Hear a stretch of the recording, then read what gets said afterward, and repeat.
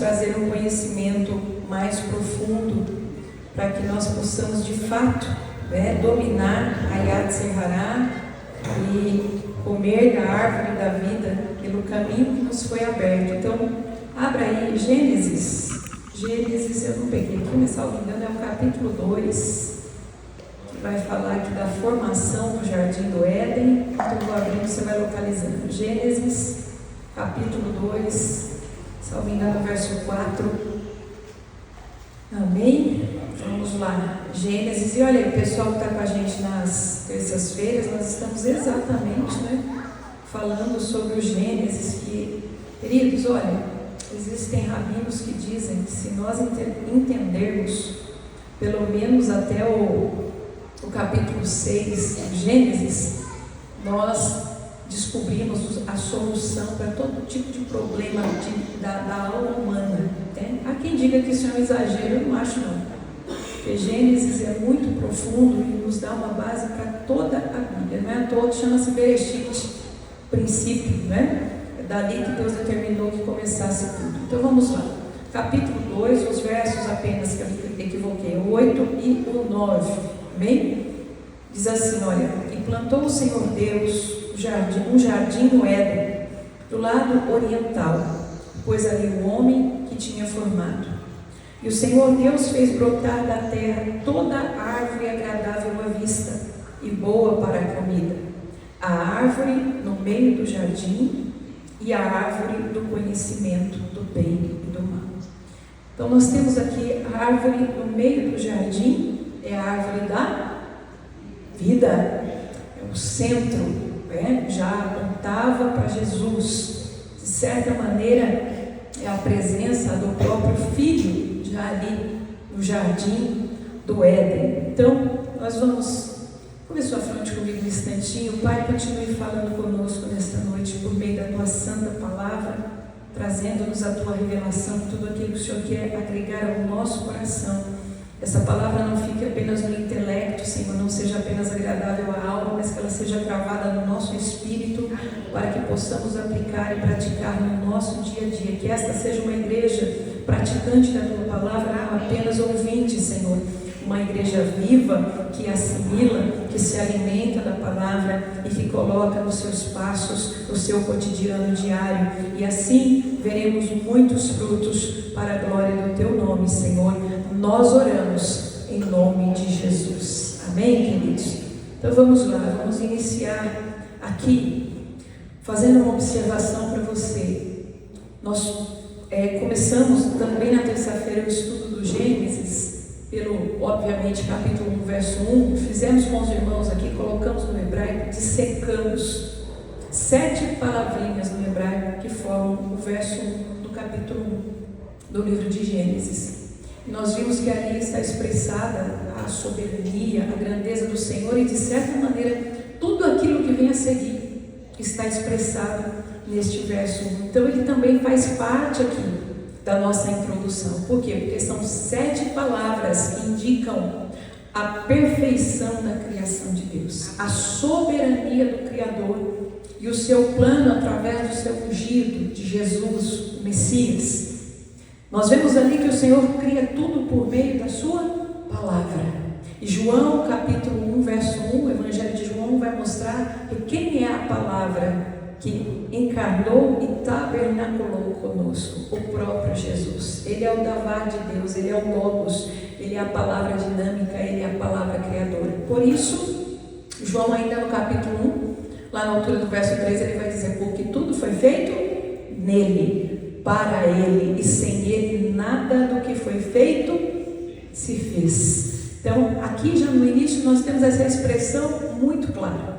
Dentro desta criação maravilhosa que Deus realiza, nós temos lá no verso 2, a partir do verso 4, no capítulo 2, a partir do verso 4, foi por isso que eu me equivoquei aqui na leitura, porque a partir do verso 4, um pouquinho antes do 8, a gente vai ver a formação daquilo que do hebraico transliterado nós vamos chamar de Gan Eden. O que é o Gan Eden? É o jardim do Éden. A Bíblia diz que o Senhor plantou um jardim no Éden, onde Ele faz brotar árvores boas para comer. Mas aqui nós vamos salientar duas árvores que brotam neste lugar, a saber, a árvore da vida, que é o que nos interessa hoje, e a árvore do conhecimento do bem e do mal, da qual nós já falamos. Lá no canal você vai encontrar com o tema, alguma coisa Yad Serhará, são muitos temas, eu não me lembro todos, mas lá no canal está essa mensagem dissecando a árvore do conhecimento do bem e do mal.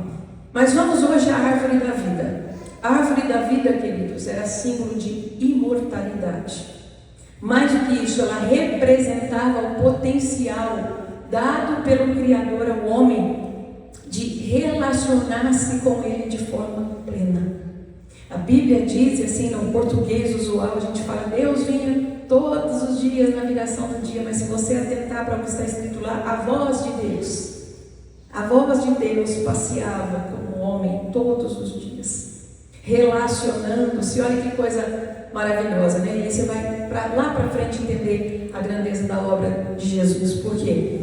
Hoje nós temos a dádiva, se nós de fato nos entregamos ao Senhor, se nós deixamos Ele operar em nós o novo nascimento, arrancar todos os malefícios e equívocos da alma, que a nossa consciência ela tem a capacidade com muita facilidade de ouvir a nossa alma, que é o que as pessoas às vezes confundem. Deus está falando isso, Deus... Não, muitas vezes é a própria alma da pessoa falando. Por isso que é preciso passar por uma restauração de alma. O que é restauração de alma? Processo de santificação. Recebeu Jesus, está apenas no comecinho, entrou pela porta. A grande obra, ela virá agora, que é o resto da vida aqui na terra, até a glorificação do corpo. Você deixar Deus trabalhar restaurando a sua alma. Nós temos falado muito isso aqui, você já deve estar ligado, conectado com isso. Isso é um novo nascimento. Então, quando nós deixamos Deus restaurar de fato, limpar a nossa alma, nós ficamos mais ligados ao Espírito, e ali no Espírito que nós ouvimos a voz de Deus, que muitas vezes não vai, a maioria das vezes não vai coincidir com as nossas vontades. Então a gente vê as pessoas, Deus falou, Ele confirmou. Tá, às vezes Ele confirma, mas às vezes essa alegria é porque você ouviu a voz da alma. Por vezes, quando você ouve a voz de Deus, opa, tudo diferente do que eu ia fazer. Senhor, mas eu queria tanto daquele jeito, né? Quando vem contrariando assim, você pode ter certeza que é Deus orientando e falando, tá? Mas vamos prosseguir. O homem tinha essa capacidade, que hoje, se nós buscarmos no Senhor, nós também temos esta dádiva. Mas a gente vai lembrar, quando falou até sobre a Yad Serhará, e nós falamos como era Adão antes da queda. Adão, ele desfrutava da perfeição, Deus o criou perfeito. Então não tinha inclinação para o mal. Claro que a maneira como ele convivia com a voz de Deus era plena ali no Éden. Agora, comer da árvore da vida era uma ordem de Deus. Então, o homem não erra só por comer da árvore do conhecimento do bem e do mal, ele erra por não comer da árvore da vida, porque se ele estivesse bem alimentado, ele não iria comer da árvore que Deus disse, nela não toque. Você veja como o ser humano, a aprovação, o teste, que o nosso livre-arbítrio só funciona se houver teste. Por isso que as pessoas, às vezes, de maneira imatura, falam, por que Deus deixou pecar? Por que Ele não veio e não interrompeu? Então a mesma coisa você falar, por que Deus não tomou o livre-arbítrio do homem? Não estabeleceu algo arbitrário? Porque Deus não é arbitrário, nunca será. Amém. Liberdade, gente, é um bem tão precioso que a gente só entende quando perde. Então Deus deu liberdade para o homem. Por que tinha que ter uma árvore ali que não pudesse tocar? Para que um livre-arbítrio funcionasse. E o homem, então, veja, diante de um teste, ainda antes dele ter a inclinação para o mal, o que prefere? Vou comer de onde mandou comer e não vou comer do que é para comer. Então, cuidado com isso. E depois que ele come, então, isso se amplia nele. Fazer o que não é para fazer. Mas o que é para fazer, não, deixa para lá. Apenas uma observação. Então, comer da árvore da vida eternizaria no homem o Gan Eden. O que significa isso, pastor? Quando a gente fala do Gan Eden, a gente está falando desse relacionamento pleno com Deus. Se o homem seguisse a prescrição nutricional de Deus, toda vez que ele estivesse comendo a árvore da vida, ele estava eternizando este relacionamento. E por mais que a gente fale aqui, irmãos, um relacionamento pleno de uma vida esplêndida com Deus, a gente não consegue alcançar, né? Agora, o povo judeu, como sempre se debruçou muito mais sobre essas verdades profundas, você vai ver o profeta Jeremias em Lamentações 5:21, sempre cito isso quando falo do Éden, porque a oração que Jeremias faz em 5:21 é: converte-nos ao Senhor e a ti, e por ti seremos convertidos. Em outras traduções, perdoa-nos, ó Deus, e por ti seremos perdoados, né? E renova os nossos dias como dantes. O que Jeremias está dizendo? Senhor, perdoa os nossos pecados, nos converta a ti, nós estamos tão fora do propósito, e leva-nos de novo ao Éden. O que ele está dizendo para Deus? Mostra para mim onde está o jardim. Senhor, reconstrói aquele jardim, deixa eu entrar lá. Não, Jeremias está falando do relacionamento que existia entre o homem e Deus no Éden.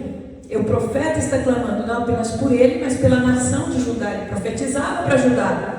Uma nação estava indo para o cativeiro. Ele fala: Senhor, tem misericórdia, né? Desperta o povo. Porque ele profetizava. O que acontecia, gente? Ele era maltratado, ele era odiado, porque ele estava alertando sobre a verdade. Ele era lançado na cisterna, lá na fossa do povo. Ele era colocado naquele pau de seco, né? Ele apanhava. Toda hora ele corria risco de morte, porque ele queria alertar o povo sobre a verdade. Então ele está dizendo: Senhor, desperta. E ele se coloca, por mais que ele estivesse ali enxergando tudo aquilo sendo instrumento de Deus, ele fala: perdoa-nos, Senhor, por ti seremos perdoados, e leva-nos ao Éden de novo. O que ele está falando? Que nós possamos voltar àquele nível de comunhão. O homem, queridos, deveria comer da árvore da vida, mas comeu da árvore do conhecimento do bem e do mal, trazendo para dentro de si o quê? A inclinação para o mal. Ao fazer isso, recapitulando o que eu já falei com você, então agora vou mais rápido, o homem perdeu a glória. Lembra? O homem, ele nasceu e já tinha o corpo glorificado, aquilo que nós almejamos tanto alcançar. Adão já tinha o corpo glorificado, mas agora, quando ele cai, a luz foi subtraída. Adão não vê mais a luz. Agora ele se sente nu porque ele enxerga o corpo sem a glória. Ele sente a ausência, ele não consegue mais ver luz. E agora pega uma revelação importante que pode mudar a sua vida em relação à sua busca a Deus. Porque toda a sociedade, ela é doutrinada para viver uma religião. Tá? Então assim, escolha uma religião, vou lá uma vez por semana, beleza, tudo ok, tudo certo. Alguns até pensam assim: pronto, cumpri minha obrigação. E você quer ver como isso não tem nada a ver com Deus? Isso foi uma criação humana. Porque eu estou fazendo esse comentário com você. A glória foi subtraída do corpo de Adão, certo? A glória saiu. Ele não está vendo mais a luz. Aquela luz indicava o quê? Presença de Deus. Ele sentia, ele via, ele se amparava na presença de Deus. Mas quando a luz é subtraída do corpo de Adão, de Eva, assim também acontece com o resto do mundo. A queda, por isso a criação geme na expectativa da manifestação dos filhos de Deus, tá? A queda fez com que a luz fosse subtraída. Mas tem um texto do Salmo 97, o capítulo 11, que é muito interessante, que aqui no português não nos chama tanto atenção como no hebraico, porque no português você vai ler o comecinho do versículo 11 do Salmo 97, assim: a luz é semeada para os justos. Mas olha que coisa boa. E também, né, é lógica, né, a luz é semeada para os justos. Mas no hebraico, você vai ler assim: Or Zarua Lat Sadik. Or Zarua Lat Sadik. O que significa Zarua? E quando o salmista escreve o Salmo 97, ele está falando do Éden. Como a palavra de Deus, gente, ela é profunda, profundíssima. Ele está falando do Éden. Nesse pequeno trecho, não é o versículo todo não, isso é só o comecinho. Or Zarua Lat Sadik. O que ele está dizendo? Zarua, no hebraico, significa foi escondida ou distribuída. O que o salmista quer dizer com isso? A luz, que era tão resplandecente em toda a criação, no corpo de Adão, com a queda ela é retirada, mas não no todo. Deus distribui em meio à criação. Para quê? Porque Deus já tinha um plano de redenção. Agora, você tem, como o judeu gosta de dizer, faíscas. Você não tem uma luz como plena que está sendo. Você tem fagulhas desta luz. Deus deixa esse rastro porque Ele sabia que na terra haveria uma semente, haveria uma linhagem de pessoas que teriam sede dele. Por isso Ele deixa fagulhas da luz em vários lugares da terra para que nós buscássemos.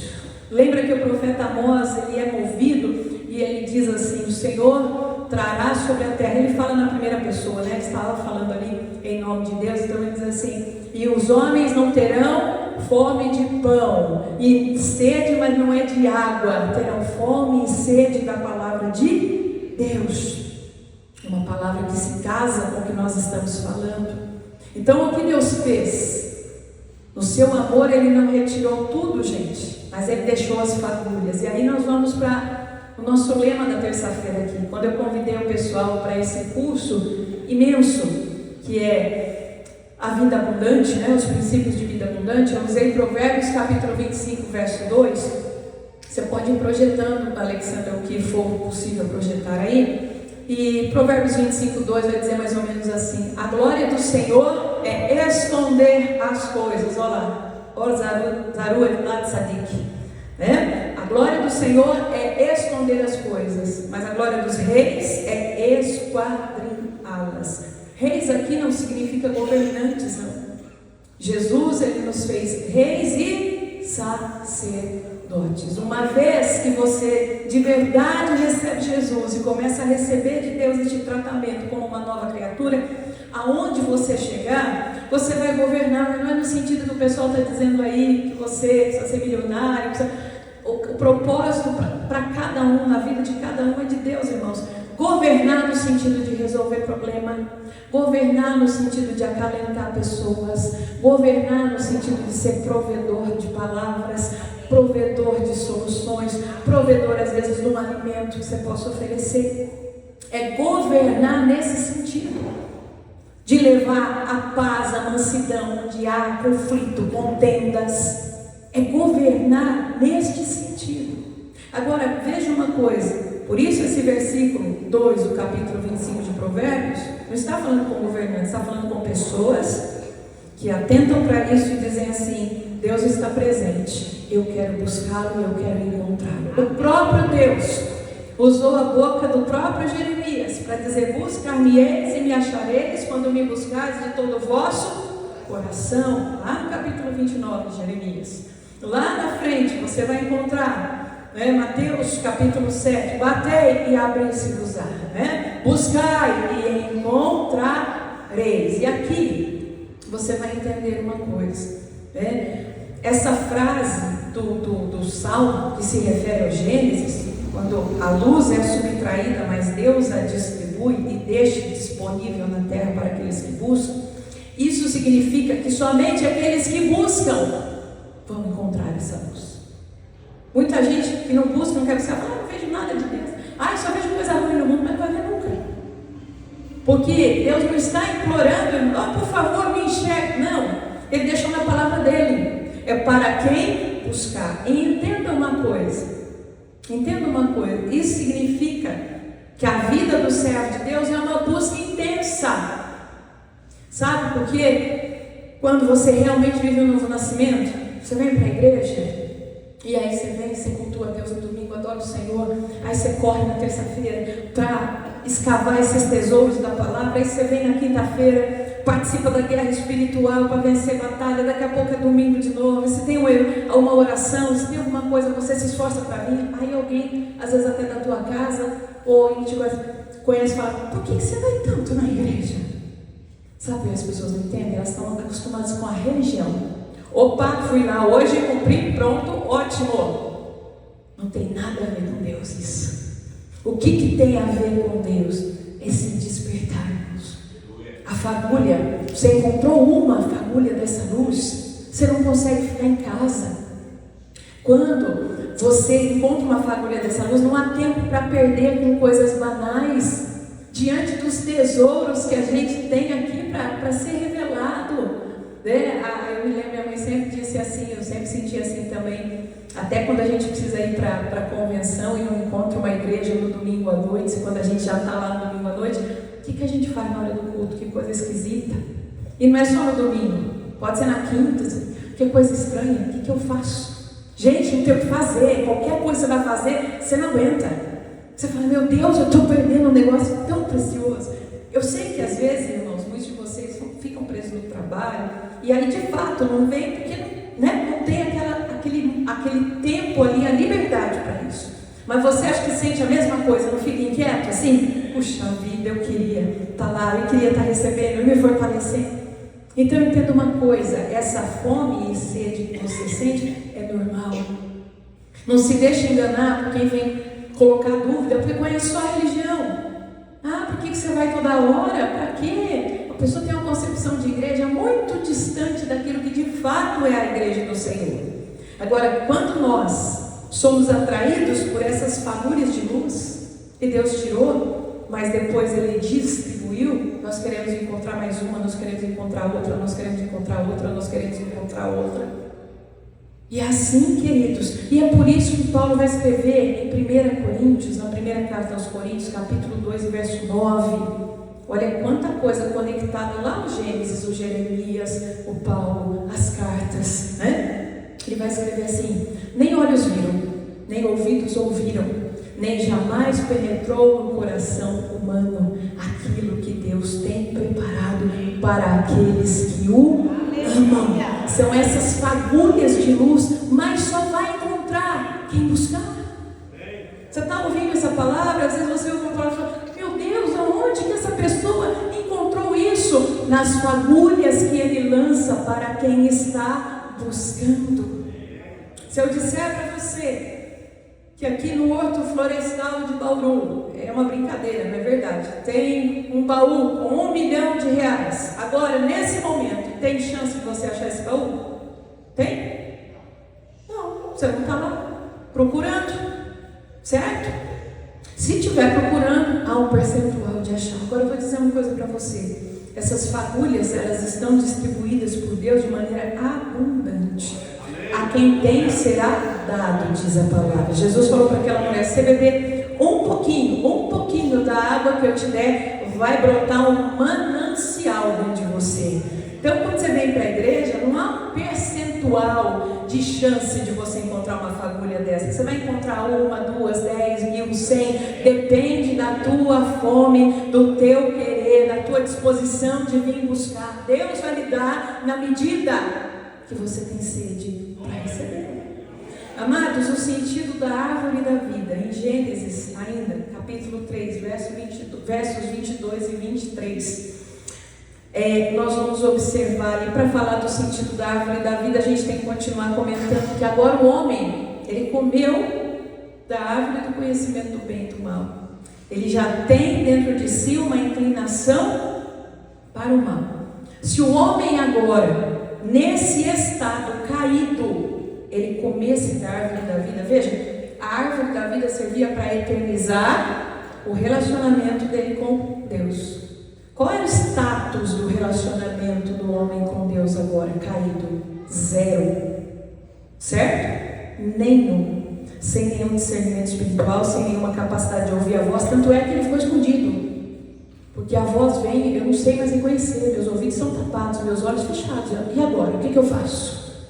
Então, era 0 o status do relacionamento dele com Deus. Se ele come da árvore da vida, porque agora, depois de feito o erro, eu comi dessa que não podia, eu vou lá comer da outra, não é assim, ser humano? Eu vou lá fazer o que mandou, tá? Se ele fizesse, ele pioraria a situação, porque a árvore da vida servia para eternizar. Esse relacionamento zerado de oposição a Deus, vontade de desobedecer, seria eternizado dessa maneira. Então entenda o porquê que Deus precisou colocar querubins para guardar o caminho até a árvore da vida. Porque, queridos, o plano de Deus desde a queda sempre foi restaurar o relacionamento original com a criação. Por isso, em muitos estudos, principalmente judaicos, você vai encontrar muita coisa falando do Gan Eden, eles falam, meu Deus, esse pessoal quer voltar para o jardim. Eles querem voltar ao relacionamento. O jardim também vai voltar, né? Existe plano de Deus para isso lá na frente. Mas o que se busca agora é o relacionamento. Veja, a priori, o homem tinha liberdade, toda a liberdade de comer da árvore da vida. Todos os dias ele podia fazer isso quando quisesse. Mas agora era necessário, antes de qualquer coisa, que agora ele quer comer, mas era necessário que o Criador restaurasse o homem e toda a criação primeiro, para que aquela condição caído, perdido, perturbado, né? Toda a criação em revolta. O que você acha que o leão come o homem? Um tigre devora uma pessoa. Por quê? Sempre foi assim? Claro que não. Fala lá no milênio. Bebezinho vai brincar com o leão. O gatinho do bebê vai ser o leão. As coisas vão voltar. Olha lá o Gan Eden voltando. Houve uma revolta. E ficaria tudo eternizado daquele jeito. Então agora o homem não poderia comer da árvore da vida naquele estado. Porém, o Eterno, Deus Todo-Poderoso, ele faz uma versão de árvore da vida, que seria o caminho para guiar o homem novamente a uma aproximação do Criador, a uma aproximação do Pai. Segura que daqui a pouco a gente fala. O caminho, o retorno à árvore da vida. Gênesis 3, 23 e 24, que eu citei agora há pouco, vai nos dizer que Deus coloca 2 querubins no caminho da árvore da vida. Quem já leu isso? Deus coloca lá 2 querubins com espadas, né? Uma guarda ali muito poderosa. Para quê? Para que o homem não comesse da árvore. Para que o homem não se tornasse, preste atenção, eternamente distante do Criador. Para que ele não se tornasse eternamente distante do Éden. Hoje, nós temos uma promessa e sabemos que voltaremos ao Éden. Podemos agora, até o final da mensagem você vai entender, voltar ao relacionamento. E um dia, essas delícias do jardim também retornarão. Mas por que nós sabemos isso? Porque Deus, na sua misericórdia, imediatamente colocou os 2 querubins. Alguém lendo a Bíblia superficialmente pode dizer assim, puxa, olha, Deus ainda expulsou o homem, colocou 2 querubins. Primeiro, queridos, que quando o homem traz a morte para o jardim, o próprio Éden rejeita ele. Você imagina se a terra, já depois de contaminada, a terra vomitou os cananeus, né? A Bíblia diz isso em Levítico, em Números, a terra vomitou os cananeus. Você imagina o Éden, que era um lugar puro. O Adão se tornou um corpo estranho ali dentro, então não tinha jeito, ele teria que sair. E aí Deus coloca os 2 querubins para a preservação da vida do próprio Adão, para a preservação da vida da humanidade, para que não se eternizasse aquele status, o homem eternamente separado de Deus. Então o homem não podia comer, porque também ele estaria se sentenciando a ficar eternamente distante daquilo que Deus o criou para ser. O que Deus criou o homem para ser? Filho. O que Deus criou o homem para desfrutar? De comunhão com Ele. Então os 2 querubins são colocados ali.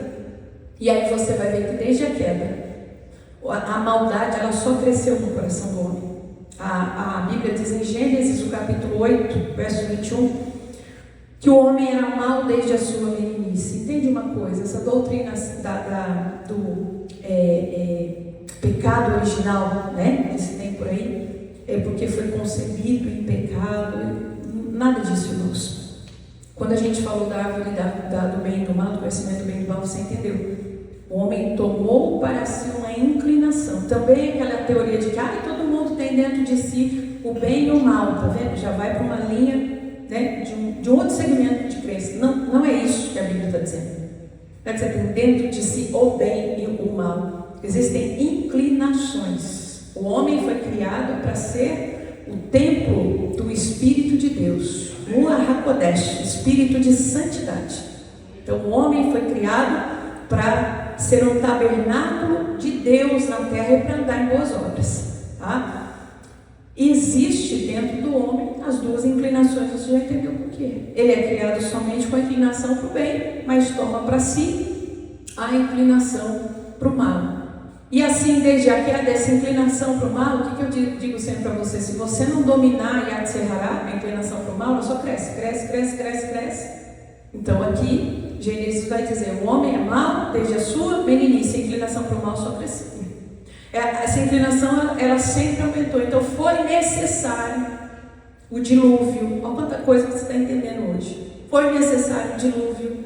Foi necessário reduzir a expectativa de vida. Os homens, Matusalém viveu, a gente viu aqui essa semana, 969 anos, né? Mas pós-dilúvio o Senhor fala, a média vai ser 120 anos, né? E aí você vê que tudo isso acontece, mas que coisa ruim, tudo para a preservação da vida, porque a maldade do homem crescia e cresce até hoje. E agora, por que a Bíblia abre exatamente com o jardim do Éden? Porque aquele era o projeto inicial, Deus, perfeito, que Deus traçou para a vida do homem na terra. Foi aquilo que Deus sonhou, a paz, a harmonia, o relacionamento pleno com Ele, sem as mazelas, sem a Yat Serhará, o homem exercitando o seu livre-arbítrio, mas exercitando com sabedoria, e por isso que o profeta Jeremias pede, como eu citei agora há pouco, Senhor, nós nos colocamos aqui nesse mundo de aflições, mas nos ajuda a vivermos o Éden de novo junto contigo. O Éden, ele é o protótipo do que Deus quer para o homem, que é a aproximação, comunhão. E quando o homem está assim, próximo, em comunhão com Deus, ele tem de novo domínio sobre a criação, domínio sobre o seu próprio intelecto. Ele tem capacidade de resplandecer a luz do Eterno a toda a criação, às pessoas que estão à sua volta. O Éden é o padrão, é o modelo. Por que Deus abre ali com o jardim do Éden?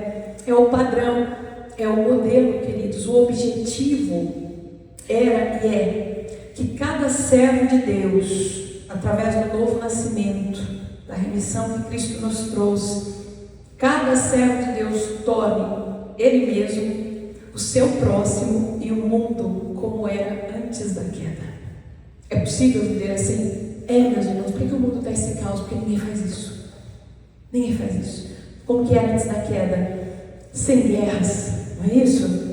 Sem conflitos, sem brigas, sem murmurações, sem inflamações, né? Sem ira, sem ódio, sem vingança. Tá passando fome, deixa eu passar fome mesmo. Não, eu tenho um prato de comida, tá aqui, ó, come, alimenta. Tá com sede? Olha, tem um pouco de água, toma. E se a gente for fazendo um pouquinho dessa restauração diária, meus irmãos, é uma coisa que acontece, que flui, é no dia a dia, porque às vezes a gente só foca nisso se tiver um projeto. Vamos agora fazer um evangelismo, é excelente, vamos sim. Vamos agora atender tal situação, sim, vamos. Mas mesmo num período em que a gente não formou um grupo, que a gente não está fazendo isso, vai ter alguém à nossa volta precisando ser restaurado. Mas hoje esse evangelho humanista que te leva a olhar só para o próprio umbigo, eu não posso, não consigo, não olho nem do lado, eu não posso nem comigo, como é que pode? Como é que se prega que você vai bombar, despontar e você se sente dessa forma? Alguma coisa está desencaixada. Por quê? Porque o evangelho não manda a gente olhar para o nosso umbigo. O Evangelho manda levantar a cabeça, porque próximo está a redenção. Manda levantar a cabeça para você enxergar a necessidade do outro, para você ver que o outro tem um problema maior que o seu, para você ver que você não está tão ruim não, porque você pode ajudar aquele que está numa situação pior que você. Isso chama-te com restauração. É o objetivo de Deus para os seus servos, para Israel, para a igreja. Tikkun olam, uma expressão que vem do hebraico, retificar a terra. Enquanto a gente aguarda a vinda do rei, nós estamos aqui como embaixadores do céu para retificar a terra, povo de Deus. Fazer do local onde nós estamos um pequeno Éden, um lugar onde nós estamos, um lugar de paz, um lugar de harmonia, um lugar de provisão da palavra de Deus. Só que para isso funcionar, o homem precisa ter acesso de novo à árvore da vida. E aí você fala, como é que isso pode se dar? Se Deus botou querubins lá, pastor, para guardar? Eu não sei onde está o Éden. Calma, Deus não pede nada que a gente não possa fazer. Todo ser humano tem o desejo de estar no Éden, porque todo ser humano, nesse ambiente que eu estou dizendo para você, quando eu falo Éden, entenda, comunhão com o Pai. Todo ser humano carrega uma memória do Éden. Observe uma coisa: todo ser humano tem dentro de si a necessidade de adorar alguma divindade. Eclesiastes, no capítulo 3, verso 11, vai dizer, se a gente fizer um resumo do que está escrito ali, que dentro de nós está o anseio pela eternidade. O que é isso? É porque eu quero ser imortal, viver eternamente? Não. O anseio pela eternidade significa a comunhão com alguém maior que me criou. Há um anseio, esse anseio está dentro de todo ser humano. Por isso você vai pegar civilizações antiquíssimas, você vai pegar o Egito, como quando José chega lá, já tinha uma cultura milenar, um panteão de deuses. Falamos terça-feira que também monumentos erigidos que nenhum ser humano poderia ter construído aquilo. Por quê? Porque já vem ali da Babel, já vem ali de tantos ensinamentos equivocados sendo dados, e os seres humanos começaram a adorar. Em Deuteronômio, capítulo 4, verso 19, o Senhor está alertando Israel sobre idolatria. E ele diz assim: cuidem para que vocês não se inclinem diante dos exércitos dos céus. O que Deus está dizendo? Com a queda, toda a criação entrou em conflito. E se vocês adorarem os exércitos dos céus, vocês vão receber a influência deles. E eles não foram criados para isso. E assim começou. Quando você vai ver o histórico de idolatria, eles estão sempre adorando os exércitos dos céus. Eles estão sempre adorando o zodíaco, eles estão sempre adorando uma série de coisas ali que não tem nada a ver com o sentido de criar. Essas coisas foram criadas por Deus, não são criadoras de nada. E você vai perceber que essa busca, esse desejo de ter comunhão com alguma divindade vem de onde? Vem do Éden. E quando o ser humano não sabe disso, não entende isso, ele invoca, ele coloca como Deus o pau, a pedra, o que ele tiver em mãos, o amuleto. Ele acredita no amuleto, que se ele carregar aquilo vai acontecer tal coisa. O que é isso, gente? É a carga de memória que o homem traz lá no Éden. Agora, o caminho de volta ao Éden, o caminho para a árvore da vida. Se Gênesis 3, 23 e 24 vai nos dizer que o Senhor colocou ali 2 querubins guardando efetivamente o caminho que levava para a árvore da vida, é interessante a gente correlacionar que quando Deus manda Moisés preparar o tabernáculo, você tinha no tabernáculo as cortinas do lugar santíssimo. Você tinha um lugar santo e depois você tinha o lugar santíssimo, ou o santo dos santos. O lugar santíssimo era onde estava a arca da aliança. Está vendo aqui no cantinho? É bom que ela vai até mostrar hoje. O que tem sobre ela? 2 querubins. O que tinha lá no caminho da árvore da vida? 2 querubins. Interessante. Mas mais interessante que isso, sabe aquele véu? Tinha um véu ali que separava o lugar santo do lugar santíssimo. Imagina que aqui tivesse uma cortina, ó. Se a gente estivesse dando tempo, vamos falar de maneira bem arcaica, tá? Só para você entender. E aqui tivesse uma cortina e a arca, ela estivesse dessa parte aqui. Aqui, durante o ano, ninguém entrava. Aqui, nem o sumo sacerdote. Ele entrava aqui uma vez ao ano para oferecer o sacrifício. Entrava com uma corda, porque se ele estivesse em pecado, ele morria.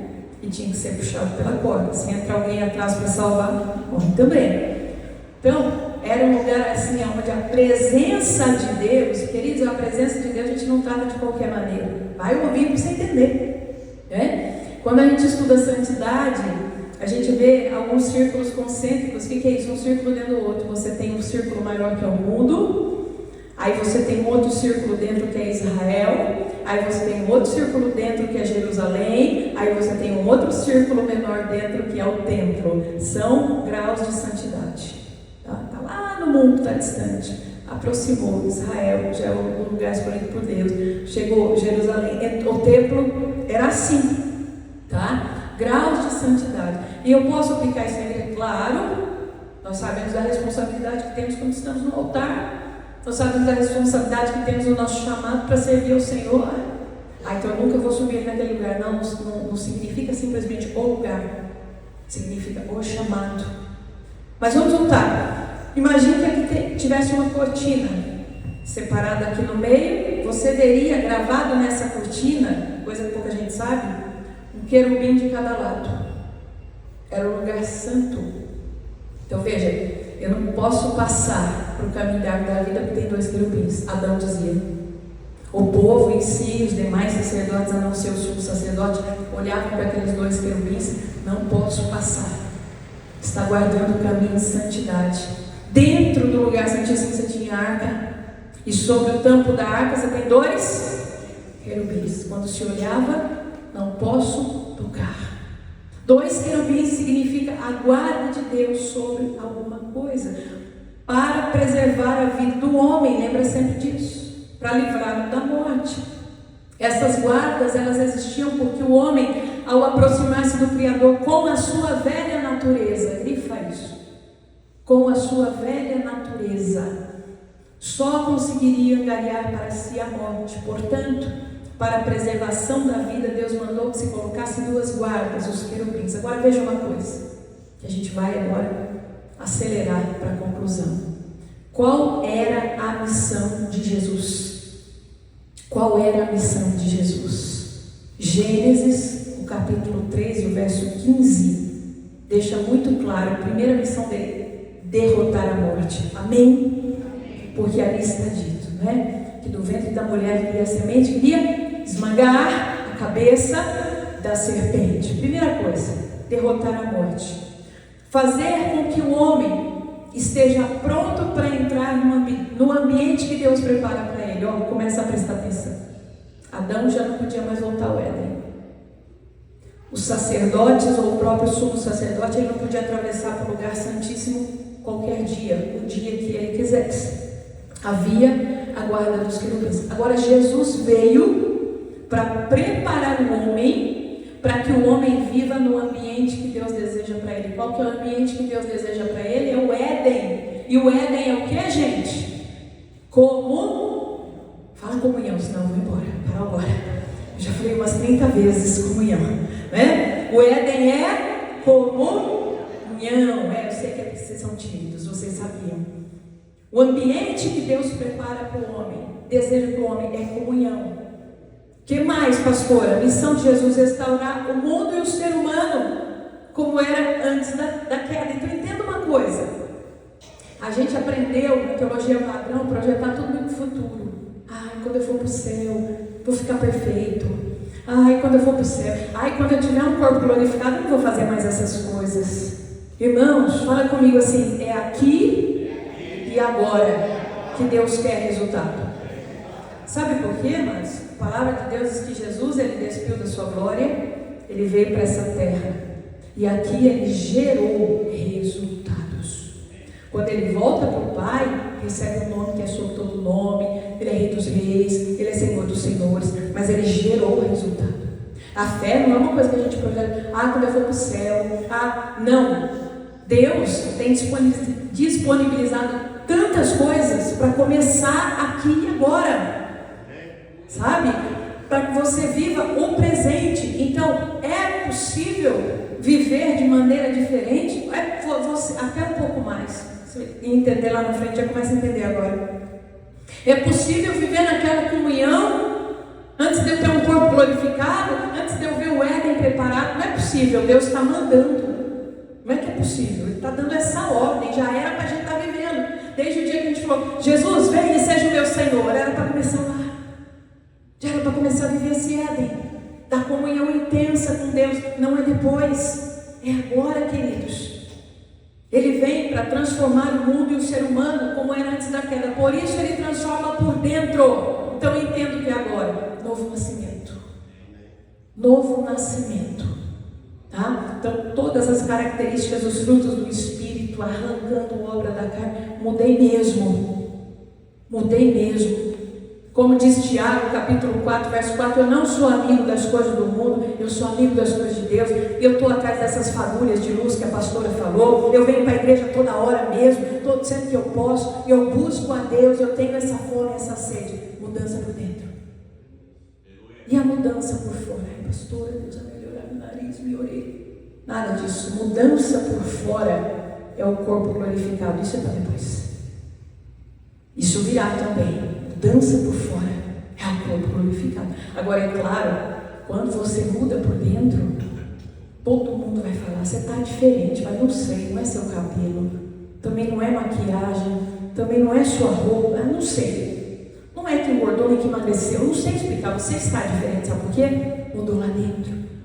Internamente você começa a parecer com aquele Adão antes da queda.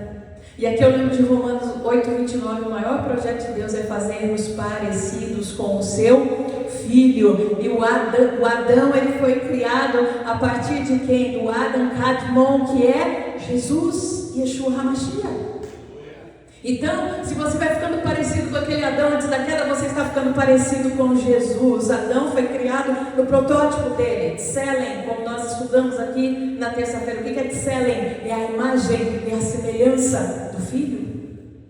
Então, queridos, quando Jesus, vamos observar uma coisa, ainda antes, você começa, deixa eu concluir, você começa a ficar parecido com aquele Adão que vivia lá no Éden antes da queda. Você ainda tem trabalho para dominar e atzerará, mas você tem o domínio sobre ela, e você consegue fluir na sua inclinação para o bem, atzerratov. Você consegue predominar na inclinação para o bem e sufocar, na maioria das vezes, a inclinação para o mal. Então, qual era a missão de Jesus? Tudo isso, e principalmente o que eu vou falar agora. Quando vamos observar uma coisa, vamos ver se você está comigo na mensagem. O que tinha no caminho da árvore da vida lá no Éden? Deus colocou 2. O que tinha no véu do templo? 2 querubins. Quando alguém olhava, opa, lá dentro tem a arca, tem a presença, tem comunhão, tem a árvore da vida, mas não posso entrar. Agora, quando Jesus ele entrega o seu Espírito, Mateus capítulo 27, deve ser o verso mais ou menos 50 ou 51, está por ali. Veja aí, Alexandra. São 2 versos seguidos. Ele entrega o seu Espírito, está consumado. A Bíblia vai dizer que o véu que tinha os 2 querubins, ele se rasga de cima a baixo.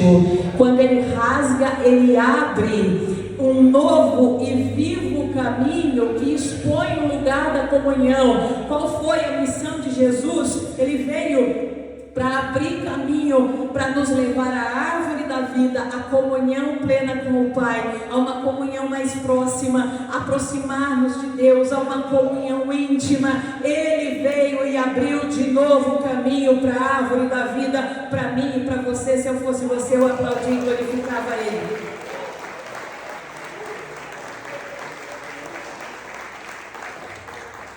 O véu se rasga, meus irmãos. Os 2 querubins certamente abrem o caminho, porque agora, e você vai ver em Hebreus, o autor escrevendo, na altura do capítulo 10, depois do verso 19, ele abriu para nós um novo e vivo caminho. Pega para mim, Hebreus, o capítulo 10, e o verso, fala exatamente isso, sobre o véu que era a sua carne. Acho que é do 20 em diante. Ele abriu para nós um novo e vivo caminho. Enquanto está localizando aqui, vem comigo em João 14,6. Esse não precisa localizar ali, que você vai lembrar. João 14,6, ele fala: Eu sou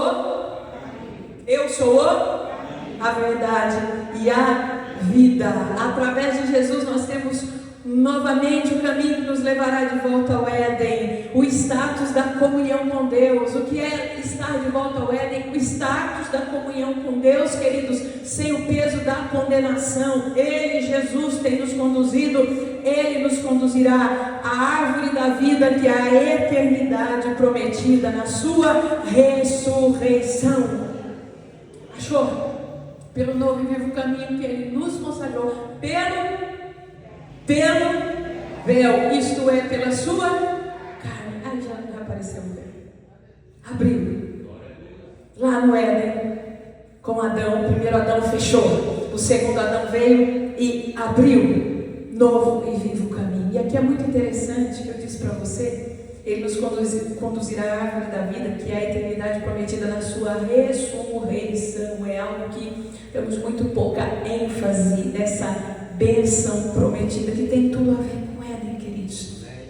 A gente para muito naquela, né, quando a gente vai fazer um ofício fúnebre, e olha, a pessoa partiu, e ela vai para o céu, ela está melhor que a gente, e no mais das vezes, quando é cristão, está escrito o que lá? Eu sou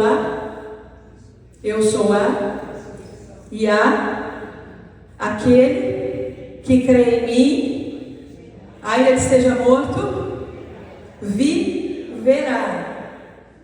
Então veja, agora, Marta, quando Jesus está chegando na aldeia em Betânia e Lázaro já morreu há 4 dias, ela é desesperada, fala: Senhor, se o Senhor tivesse chegado antes, o meu irmão não teria morrido. E Jesus fala para ela, ele vai ressuscitar. Eu sei, lá na ressurreição do último dia, a fé dos judeus era igual a nossa. Lá na ressurreição do Deus, eu já sei, Jesus. Onde vocês colocaram o corpo? Não, mas por que o senhor quer ir lá? Eu ainda estou cheirando mal. Onde está o corpo? Aí ele vai, chega diante do sepulcro, remova a pedra. Lázaro, vem! E Lázaro sai. Queridos, nesse momento em que ele entregou o Espírito, o que a Bíblia diz que aconteceu? Ela até colocou o versículo, ele falou, as pedras se moveram, você vai ver que mortos saíram do sepulcro. Essa é uma grande obra que Jesus veio fazer, ressurreição e vida. Deixa eu dizer para você aqui só uma pontinha, porque esse não é o nosso tema. O milênio não trata basicamente de você, morri e fui para o céu. Não, querido, o milênio trata de vida aqui. Ele vai reinar lá de Sião para todas as nações. A Bíblia diz que a nação que não subir 3 vezes a Jerusalém não vai ter chuva. Ressurreição, vida aqui, Ele vai nos dar. Achei que você falou, pastor, o que é isso? Só uma diquinha, por isso que tem que preservar os ossos, tá? Preservar os ossos. Você sabe que nesse período aqui, em que Jesus, em muitos períodos de Israel, mas a gente presta mais atenção aqui, porque Jesus fala com os fariseus, com os saduceus. Saduceus era uma seita, eles não acreditavam na ressurreição. Os fariseus acreditavam de maneira tão séria, gente, que no ossuário em Israel, quando tem lá a alçada de um fariseu, você vai ver o símbolo de um peixe. Que a gente fala, o peixe é o símbolo do cristianismo também, mas primeiro ele é o símbolo da ressurreição.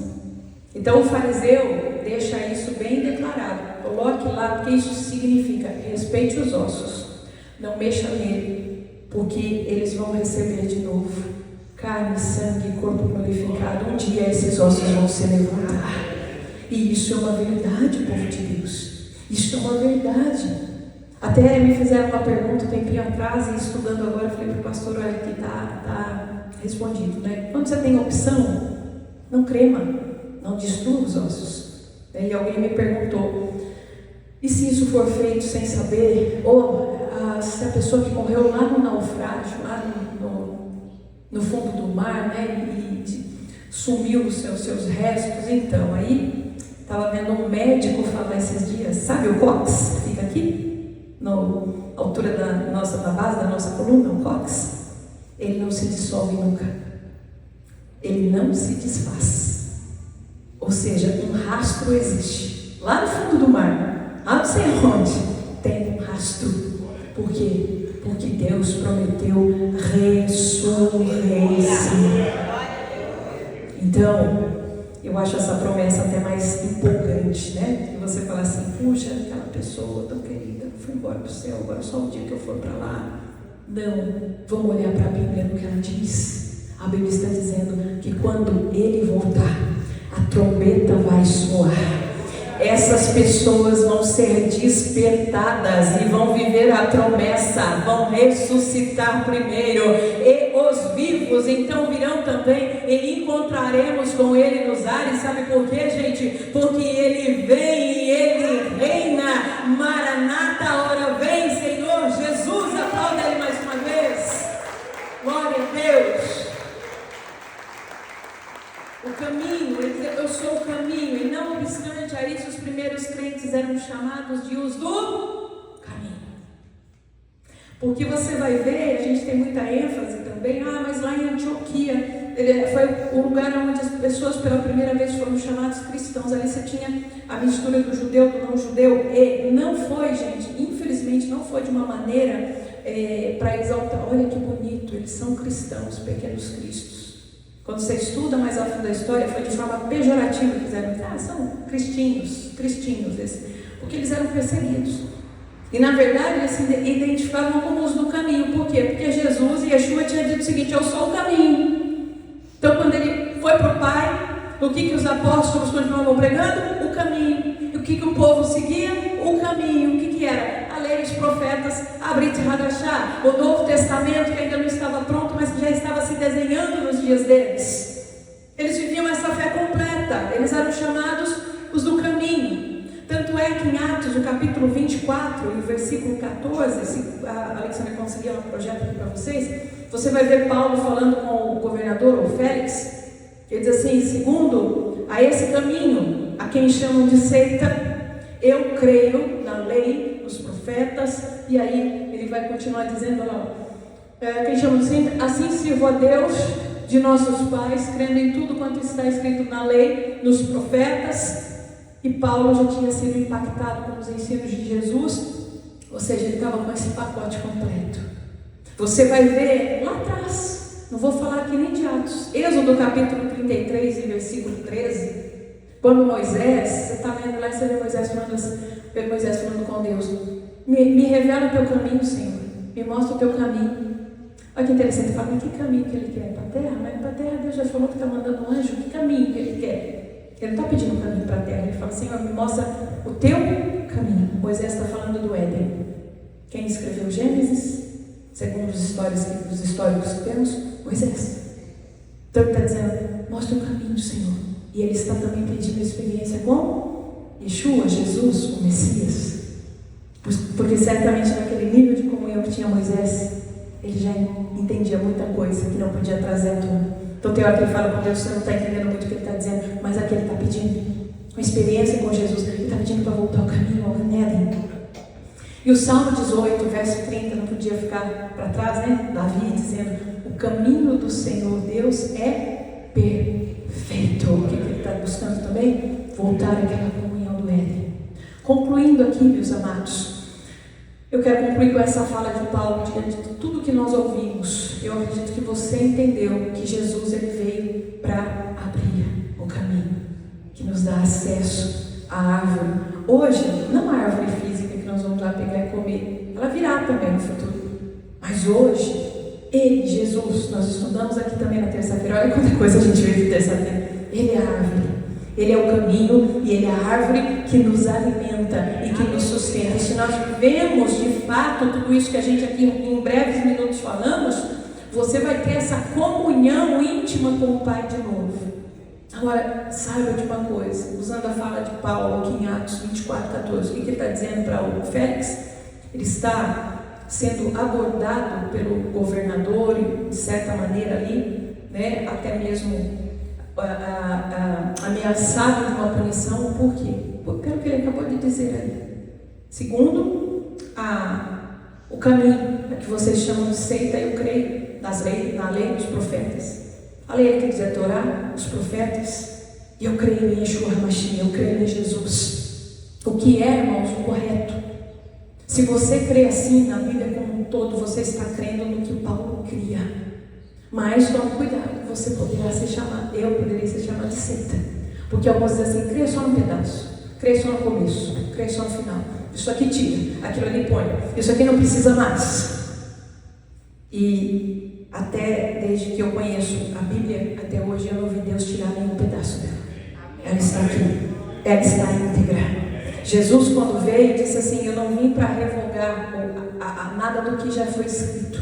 Eu vim para viver, de fato ele vivia, meus irmãos. Então, essa é a fé completa. Por isso, o Senhor, o Criador, o Eterno, Deus Todo-Poderoso, ele precisa de homens e mulheres corajosos para trilhar esse caminho. Porque esse compêndio que Paulo falou, a lei, os profetas, o que nós chamamos de Novo Testamento, isso perfaz o caminho que Jesus abriu para nós. Então, é preciso ter coragem para trilhar esse caminho, porque ele nos levará ao que? A árvore da vida, ao Gan Eden. Precisamos restaurar a fé da ressurreição, entender o nosso propósito aqui agora e o que vem depois.